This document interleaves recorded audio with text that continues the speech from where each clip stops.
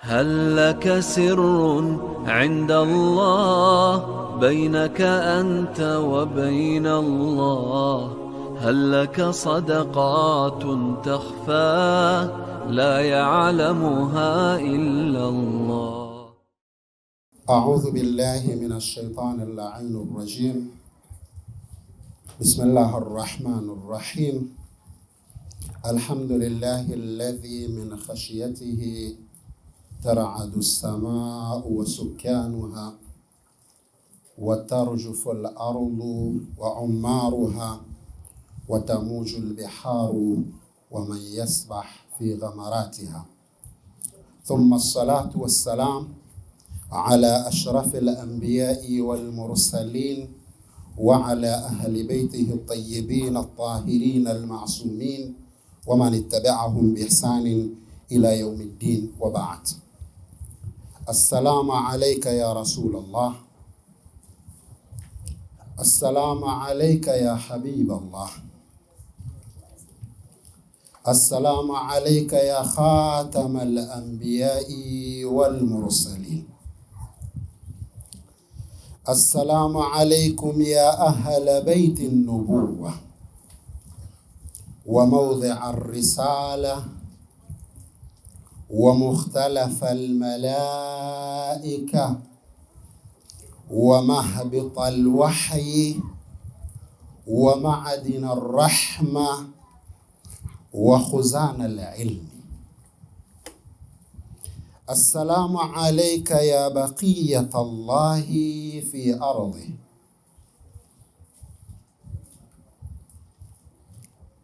السلام عليك يا أبا عبد الله وعلى الأرواح التي حلت بفنائك. عليك مني سلام الله أبدا ما بقيت وبقي الليل والنهار. أيها الأحبة، السلام عليكم ورحمة الله تعالى وبركاته.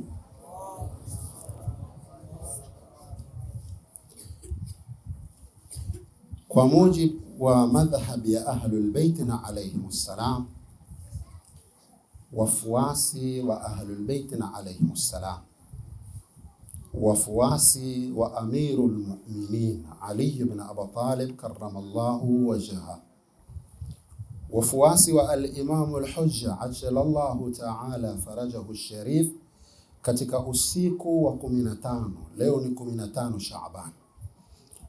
Pana fadhila mbalimbali katika mwezi huu wa Shaabani, na hususan katika hii siku ya 15 ya Shaaban. Lakini katika matukio makubwa katika hii 15 ya Shaabani ni kuzaliwa al-Imam al-Hujja katika ulimwengu. Huwa madhhab ya Ahlul Bait na alayhimussalam. Lau ukiuliza kitu gani kilichobaki cha Mwenyezi Mungu, kilichobaki kwetu kutoka kwa Mwenyezi Mungu Subhanahu wa Ta'ala, kikawa kitu bora zaidi. Tabaan, nazungumza na ulimwengu wa Ahlul Bait na alayhimussalam, nazungumza na wafuasi wa Ahlul Bait alayhimussalam. Lau utawauliza wafuasi wa Ahlul Bait alayhimussalam kwamba ni kitu gani bora kizuri kilichotoka kwa Mwenyezi Mungu Subhanahu wa Ta'ala mpaka leo kimo katika ardhi ya Mwenyezi Mungu Subhanahu wa Ta'ala, watakwambia ni al-Imam al-Hujja ajjalallahu ta'ala farajahu sharif. Sallu ala Muhammad wa ali Muhammad.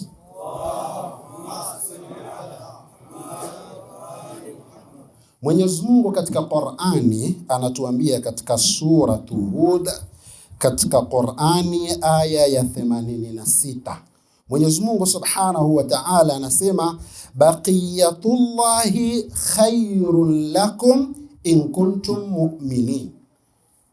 Leo mkimsalimia nyinyi al-Imam al-Hujja al-Muntadhar, mwasema assalamu alayka ya baqiyatallahi fi ardi.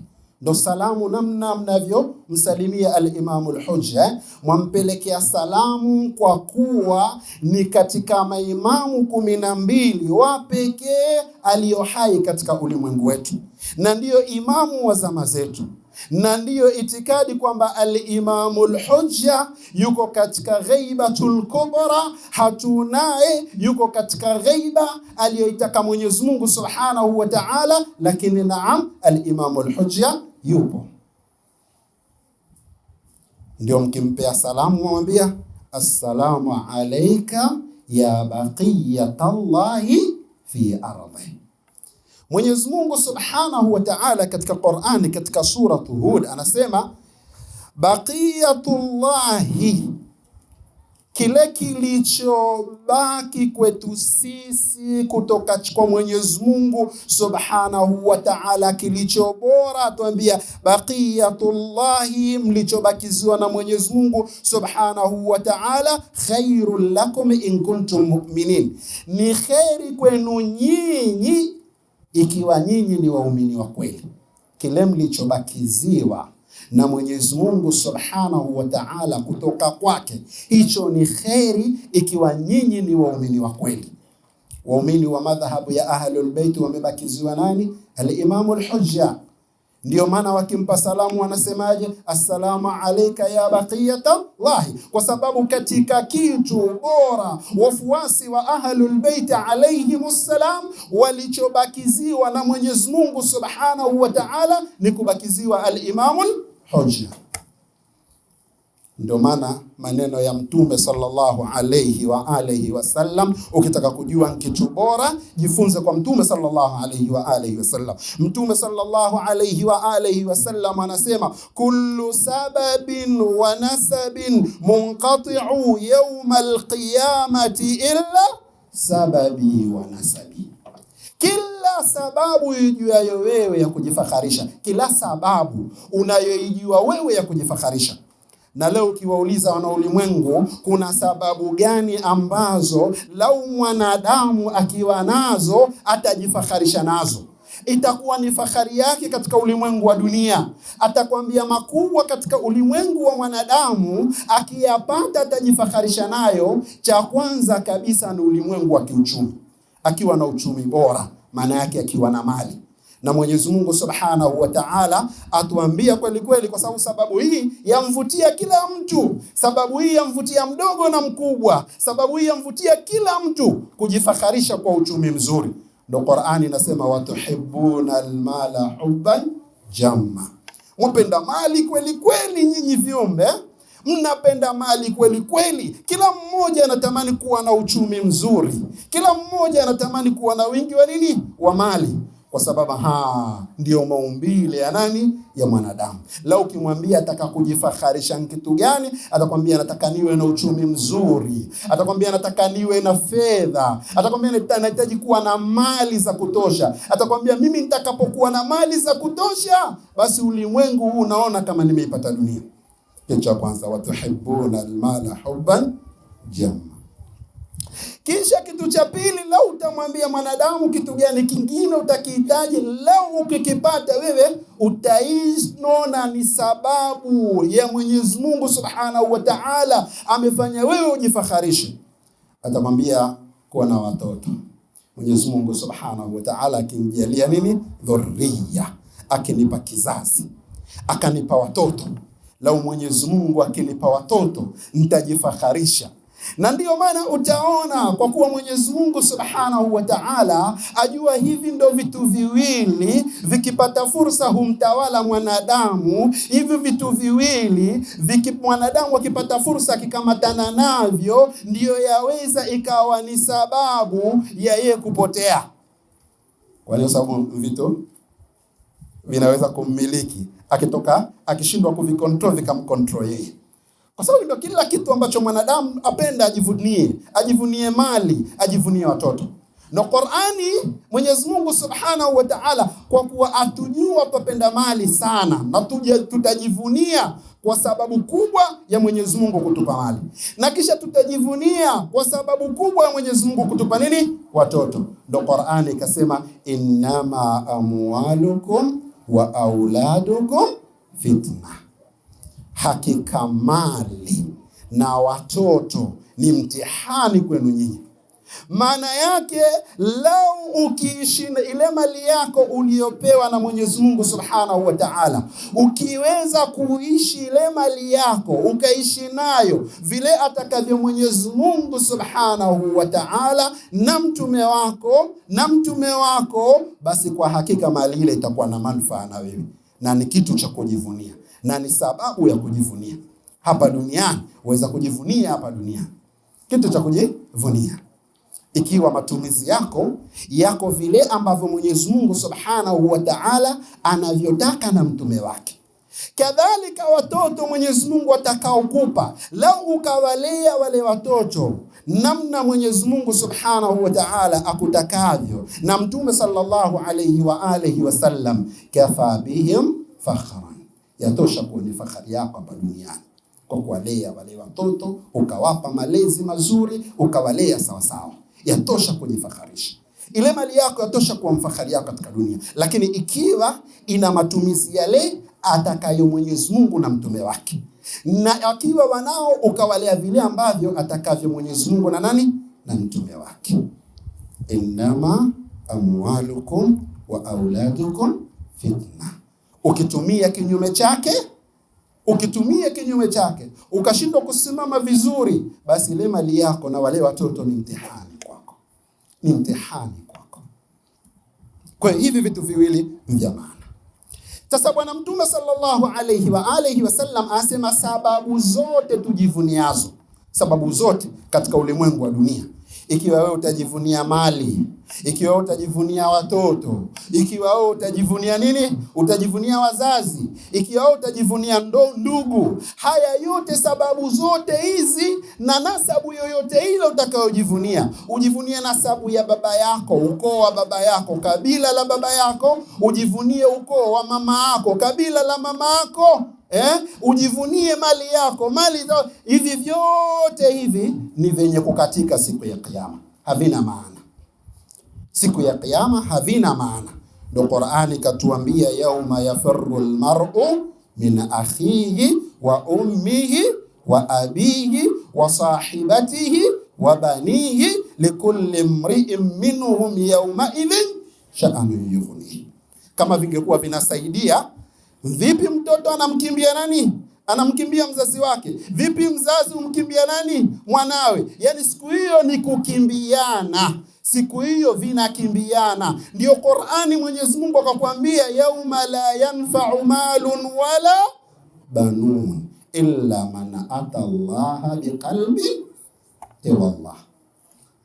Havikufai tena, sababu zote zile zitakatika, na nasabu zote zile unazojifakharishia duniani vyote vitakatika. Lakini Bwana Mtume sallallahu alayhi wa alihi wasallam anasema illa sababi wa nasabi, isipokuwa mtu ambaye atajifakharisha hapa duniani na sababu ya kujifakharisha, sababu yake ni mimi Mtume sallallahu alayhi wa alihi wasallam, number 1. Kisha yule ambaye atakaye jivunia hapa duniani na sababu yake kujivunia hapa duniani ni kujivunia na nini? Nasabu ya Mtume sallallahu alayhi wa alihi wasallam. Allahumma salli ala Muhammad. Kwa hiyo ukijivunia, ikiwa sababu ya maisha yako ya duniani utajivunia sababu kubwa ni Mtume sallallahu alayhi wa alihi wasallam, wallah sababu hiyo haikatiki. Ikiwa kitu kikubwa cha kujivunia duniani, kitu ambacho hakiwezi, nasabu ambayo haiwezi kukatika mpaka siku ya kiyama, mkujivunia nasabu ya nani? Ya Mtume sallallahu alayhi wa alihi wasallam. Na tizama, ikiwa sababu mtu atajivunia, eti sababu ya kujivunia ni Mtume sallallahu alayhi wa alihi wasallam, akajivunia na kumpenda Mtume sallallahu alayhi wa alihi wasallam, akajivunia maisha yake, sababu yake ni kumpenda Mtume sallallahu alayhi wa alihi wasallam, wallahi mtu yuko katika level kubwa, yuko katika daraja kubwa. Mtu huyo ana imani ya sawa sawa.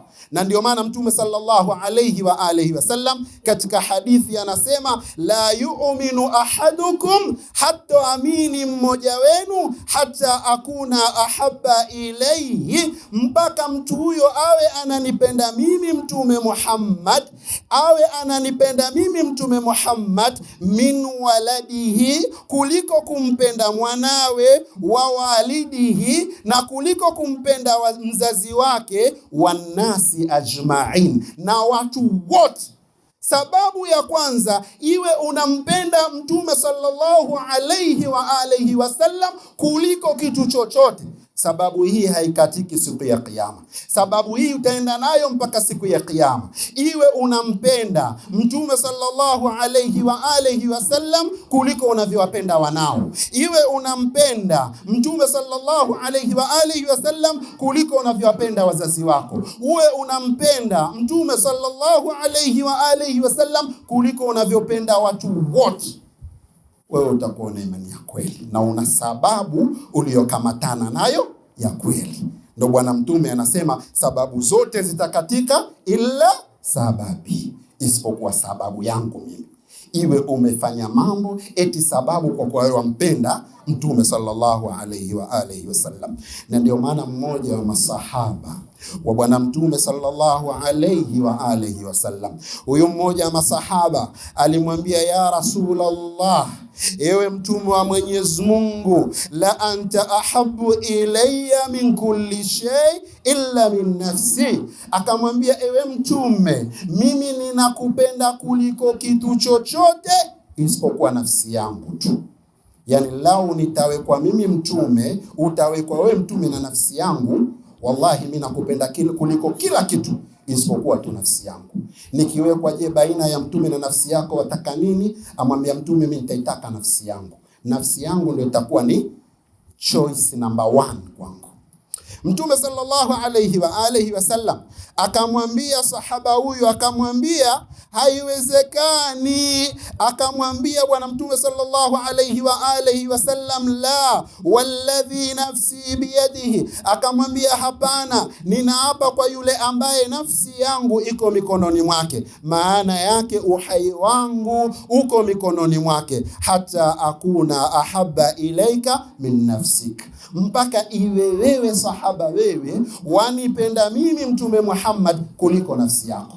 Nikifikia level hiyo kwamba wewe sahaba wanipenda mimi Mtume sallallahu alayhi wa alihi wasallam kuliko inavyoipenda nafsi yako, basi wewe kweli wanipenda mimi Mtume sallallahu alayhi wa alihi wasallam, na wewe utakuwa, mimi nitakuwa ni sababu sio katika mpaka siku ya nini? Ya Kiyama. Yule sahaba akamwambia Bwana Mtume, akamwambia Mtume sallallahu alayhi wa alihi wasallam, fa innahu al'an, akamwambia sasa hivi, la anta ahabbu ilayya min nafsi, sasa mimi ndo nakupenda zaidi. Sasa kuanzia sasa nakupenda ewe Mtume zaidi kuliko hata nafsi yangu.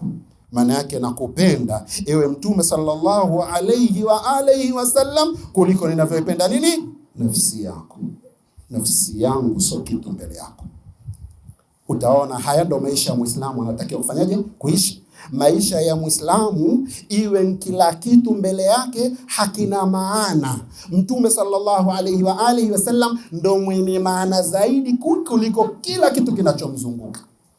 Yani Mtume kwanza katika macho yake, Mtume kwanza katika macho yake. Muislamu aliyomwamini Mtume sallallahu alayhi wa alihi wasallam sawa sawa, hakuna kila kitu mbele yake isipokuwa kitu kile kwanza. Mtume humtanguliza Mtume kuliko kila kitu. Huyu ndio Muislamu. Humtanguliza Mwenyezi Mungu Subhanahu wa Ta'ala kuliko kila kitu. Huyu ndio Muislamu. Kila jambo atakalo kulifanya uangalie, je, lina radhi ya Mwenyezi Mungu Subhanahu wa Ta'ala na mtume wake? Na kila maamuzi anayotaka kuyachukua uangalia ya maamuzi yana radhi ya Mwenyezi Mungu Subhanahu wa Ta'ala na mtume wake.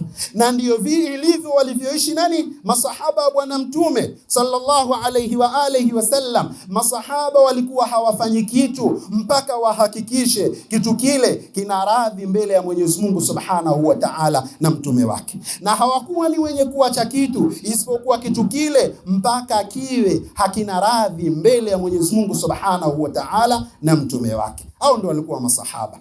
Jambo lolote, je, mtume anasemaje? Jambo lolote Mwenyezi Mungu asemaje? Kwa hiyo wao ilikuwa wahukumiwa na Qur'ani. Wao maisha yao yalikuwa yakiendeshwa ni nini? Ni Qur'ani. Maisha yao yakiendeshwa kupitia nani? Mtume sallallahu alayhi wa alihi wasallam. Mtume ndo alikuwa qudwatun hasana lahum, alikuwa ni kiigizo chema, kama ambavyo sisi twatakiwa Mtume sallallahu alayhi wa alihi wasallam kuwa ni kiigizo chema kwetu sisi. Sasa narudia pale pale, Mtume sallallahu alayhi wa alihi wasallam amesema kila sababu na nasabu itakatika siku ya Kiyama isipokuwa nini? Sababu yangu na nasabu yangu. Sasa sababu ni kule kumpenda Mtume sallallahu alayhi. Ukimpenda Mtume sallallahu alayhi wa alihi wasallam na mapenzi, yani ukiinvesti katika kumpenda Mtume sallallahu alayhi wa alihi wasallam, sababu hii haikatiki mpaka siku ya Kiyama. Number 2, wa nasabi, na nasabu yangu. Mtume sallallahu alayhi wa alihi wasallam alipokuwa hai ilikuwa akisimama mtume na nini? Na Qur'ani. Lakini Mtume sallallahu alayhi wa alihi wasallam akatuambia kuhusu nasabu yake, ambayo nasabu hii haito katika mpaka siku ya Kiyama. Bwana Mtume sallallahu alayhi wa alihi wasallam akatufunza, taraktu fikum thaqalaini, nimekuachieni vizito viwili, ma intamasaktum bihima, lau mtashikamana na vizito viwili hivyo, lan tadhillu, hamtopotea, kitab Allahi, kitabu cha Mwenyezi Mungu subhanahu wa ta'ala, wa itrati ahla baiti, na kizazi changu, watu wa nini? Wa nyumba yangu. Sallu ala Muhammad wa ali Muhammad.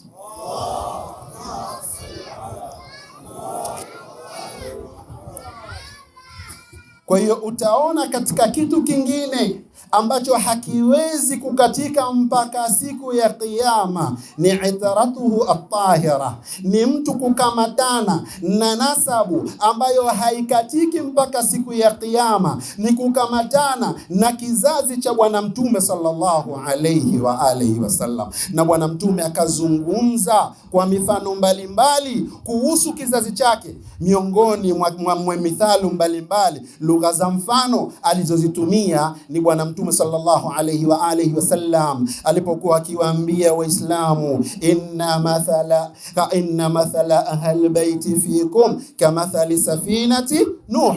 Ilikuwa anawaambia mfano wa watu wa nyumba yangu kwenu nyinyi ni mfano wa jahazi la nini? La Nuh. Lugha mfano. Jamanini, nyinyi mmesoma kisa cha Nuhu. Maana yake nataka kukuambia Bwana Mtume kwamba nyinyi masahaba zangu nimekudarisisheni kisa cha Nuhu, na nyinyi mmekifahamu kisa cha Nuhu kwamba waliopanda katika jahazi la Nuhu waliongoka, lakini ambao hawakupanda katika jahazi la Nuhu wafanyaje? Wameangamia. Akawaambia masahaba zake, mmekufundisheni kisa hichi. Sasa kizazi changu mimi Mtume Muhammad, ambayo ni itaratuhu tahira, kizazi chake kitukufu, Bwana Mtume anasema atakaoshika hakika mfano wa watu wa nyumba yake sawa sawa na jahazi la Nuhu. Man rakibaha naja, aliyepanda alifanyaje? Alifaulu. Wa man tamassaka bihim naja, na atakayekamatana na ahlul bait atakuwa amefanyaje? Ameongoka. Wa man takhallafa anha ghariqa wa hawa, lakini yule ambaye aliachana na jahazi la Nuhu alifanyaje? Aliangamia. Wa man takhallafa an ahli albayt imekuaje? Ghariqa wa nini? Wa hawa, naye atafanyaje? Ataangamia. Bwana Mtume sallallahu alayhi wa alihi wasallam katuachia itaratuhu tahira. Ndio maana al-Imam Shafi'i katika maneno yake mazuri anatuambia, ana mashairi yake mazuri kuwazungumza ahlul bait alayhimus salam. Anasema, ya ala baiti rasulillah, enyi watu wa nyumba ya Bwana Mtume, hubbukum faradun min Allahi fil Qur'ani anzala, kupendwa kwenu nyinyi ni wajibu ambao Mwenyezi Mungu subhanahu wa ta'ala ameuteremsha katika Qur'an. Kuwapenda ahlul bait na alayhimus salam, kupenda itratuhu tahira, kupenda kizazi chake bwana mtume sallallahu alayhi wa alihi wasallam, kupenda kamba isiyokatika, kupenda nasabu isiyokatika mpaka siku ya kiyama, kupenda kizazi cha bwana mtume sallallahu alayhi wa alihi wasallam. Anatuambia faradhun min Allahi fil Qur'ani anzala. Hii ni faradhi ambayo Mwenyezi Mungu Subhanahu wa Ta'ala, na ni wajibu ambao Mwenyezi Mungu Subhanahu wa Ta'ala ameushusha katika Qur'ani. Yani kwa Muislamu ni wajibu wake kupenda itratun nabii at-tahira. Ni wajibu kwa Muislamu kupenda kizazi cha bwana mtume sallallahu alayhi wa alihi wasallam. Ndio maana mtu mmoja wa jangwani alimwendea mtume sallallahu alayhi wa alihi wasallam, arabiyun, akamwambia ya Rasulullah, ewe mtume wa Mwenyezi Mungu, a'rid alayya al-islam, emniambie Uislamu nini? Uislamu kitu gani? Uislamu ni nini? Mtu anaingiaje katika Uislamu? Mtu anakuwa vipi Muislamu? Yule mtu wa jangani amwambia bwana mtume sallallahu alayhi wa alihi wasallam akamwambia, al-islamu, uislamu, an tashhad an la ilaha illa Allah, mkule kushahadia hapana mola apasaye kuabudiwa kwa haki isipokuwa Mwenyezi Mungu ni mmoja, wa anna Muhammada rasulullah, na hakika ya mtume Muhammad ni mtume wake, ni mjumbe wa Mwenyezi Mungu Subhanahu wa Ta'ala. Huyu mtu wa jangwani akamuuliza bwana mtume, atasalni alayhi ajra, je, wataka malipo yoyote? Wataka malipo yoyote? Mtume sallallahu alayhi wa alihi wasallam akamwambia, illa almawaddata fil qurba. Akamnukulia kipengele katika aya ya Qur'ani. Bwana mtume akakiamisha kipengele vile vile kikawa ni jibu la kumjibu nani? Araba, ambayo kipengele hicho Mwenyezi Mungu Subhanahu wa Ta'ala amemwambia nini bwana mtume? Bwana mtume alipoulizwa na masahaba zake, umetupa Uislamu tukaupenda, tumeuishi Uislamu, tumekuwa watu tunaishi na sheria za Mwenyezi Mungu Subhanahu wa Ta'ala, tunamwabudu Mwenyezi Mungu wahda, tumejua misingi ya Mwenyezi Mungu Subhanahu wa Ta'ala. Wakamwambia, ewe mtume, tukulipe nini? Mtume sallallahu alayhi wa alihi wasallam wakati anatafakari tukulipe nini, alipwe nini na masahaba, alipwe nini na waislamu wakati wake, Mwenyezi Mungu akateremsha aya akamwambia, qul, waambie, sema na watu wako, waambie, qul la as'alukum alayhi ajra, waambie sikutakeni malipo yoyote, illa almawaddata fil qurba, isipokuwa kuwapenda watu wangu wa karibu, isipokuwa mwapende watu wangu wa karibu, umwapende kizazi changu, mwapende watu wa nyumba yangu. Ndio yule Arabe alipoambiwa illa almawaddata fil qurba, isipokuwa mapenzi kwa watu wa karibu, kwa kipengele kilichohamishwa katika aya, akamuuliza bwana mtume, aqurbaya am qurbaka, wakusudia ni wapende watu wa karibu yangu mimi Arabiyu, au ni wapende watu wa karibu yako? Bwana mtume sallallahu alayhi wa alihi wasallam akamwambia, bal qurbaya, bal wapende watu wangu wa karibu. Arabiyu akasema, la'anatullahi man la yuhibbu, Mwenyezi Mungu amlaani asiyekupenda, wala yuhibbu qarabatak, na mlaani yule asiyopenda nini? Kizazi chako. Sallu ala Muhammad wa alihi.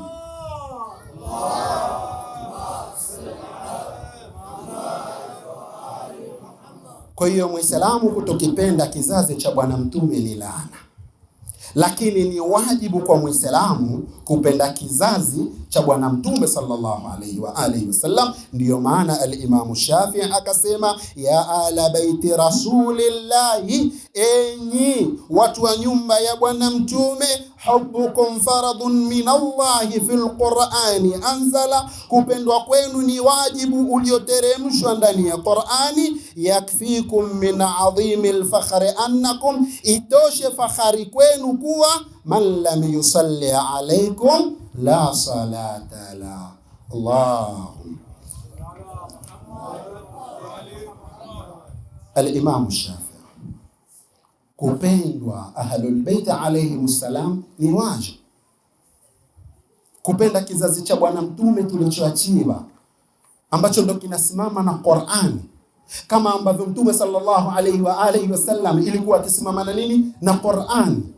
Maana yake utukufu wa bwana Mtume sallallahu alayhi wa alihi wasallam waupata wapi? Utukufu wa bwana Mtume sallallahu alayhi wa alihi wasallam waupata katika itra yake at-tahira, wapata katika kizazi chake. Utukufu wa bwana Mtume uko katika kizazi chake. Katika kizazi hiki cha bwana Mtume, wale maimamu 12 tukaachiwa imamu mmoja yuko nini? Yuko hai, al-Imamul Hujja.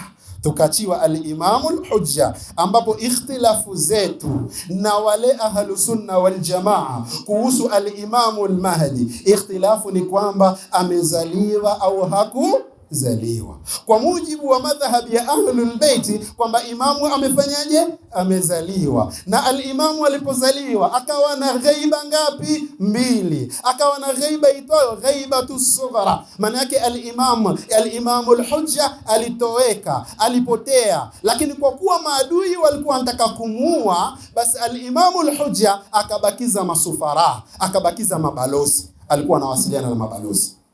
Lakini imam akawa hapatikani, wasiliana na mabalozi. Wale mabalozi ndo wajua muda gani wasiliana na nani? Na imamu. Wale mabalozi wajua muda gani wazungumza na nini? Na imamu. Wale mabalozi wajua muda gani waenda kuchukua mwongozo kutoka kwa nani? Kwa imamu. Mpaka ikaenda akawa imamu sasa ana ghaibatul kubra, akawa ana ghaiba kubwa. Kwa hiyo leo al-Imamul Hujja, al-Imamul Mahdi akawa bado yuko hai.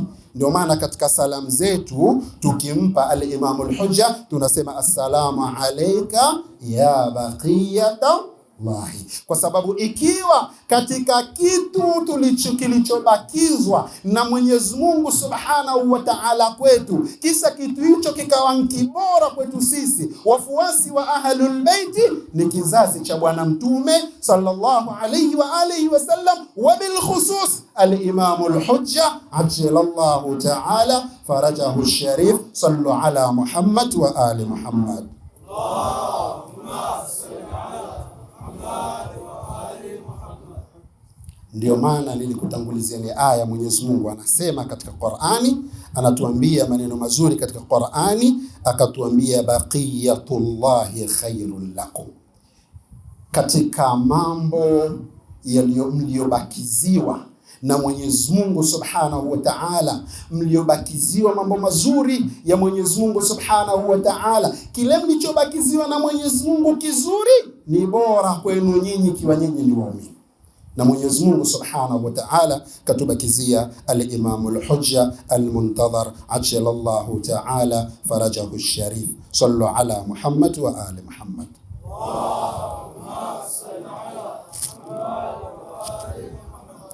Sasa ukitaka kujua al-Imamul Hujja hatoki katika kizazi kingine. Mtume sallallahu alayhi wa alihi wasallam katika hadithi inayopatikana katika sahihu Muslim, unaweza ukaipata hadithi kutoka kwa bwana Mtume sallallahu alayhi wa alihi wasallam. Katika Sunanu Ibn Majah pia waweza kupata hadithi hiyo.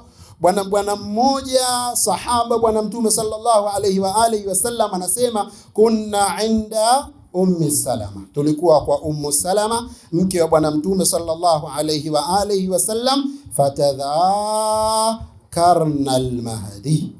Pale bwana pakapita mazungumzo kumuhusu al-Imamul Mahdi.